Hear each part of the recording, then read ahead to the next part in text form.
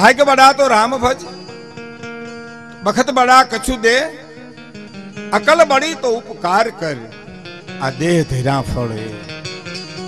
आ मनुष्य देह મળ્યો છે એના ફળ એટલા જ છે।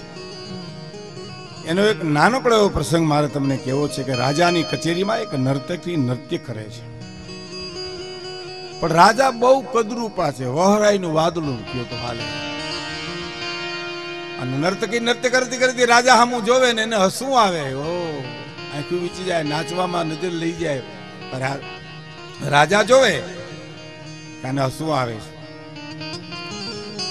નૃત્ય પૂરું થયું પછી નર્તકીને રાજા રાજમહેલે બોલાવે છે।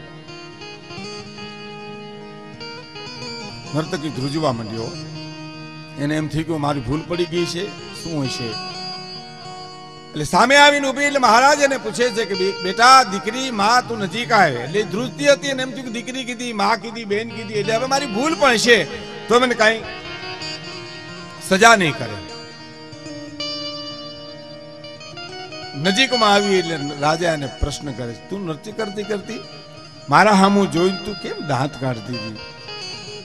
અરે કે મારે તું તમારો તબલચી બહુ સારું વગાડતો તો એને હું દાંત દેતી હતી। તો નહીં, તારા હસવાનો મરમ હું સમજી ગયો છું।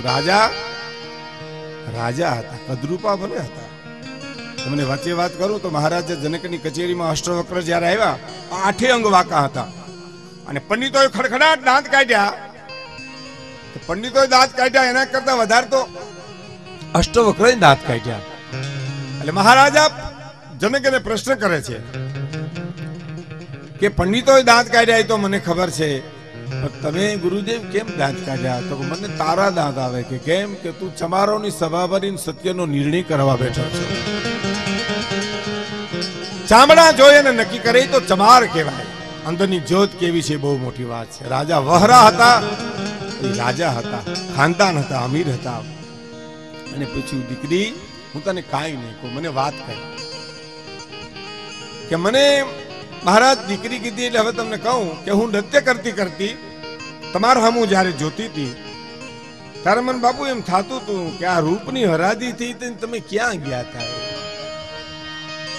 વાત તારી સાચી છે દીકરી, પણ રૂપ અને ભાગ્યની હરાજી હારોહાર હતી। હું ભાગ લેવા ગયો તો રૂપ વેચાઈ ગયું। હવે તારે નક્કી કરવાનું છે કે ભાગ મહાન છે કે રૂપ મહાન છે। ભાગને અમે રૂપને નાચવું પડે એમ મને તમને ભાગ મળ્યા છે, સોનલ બીજું જોવાના।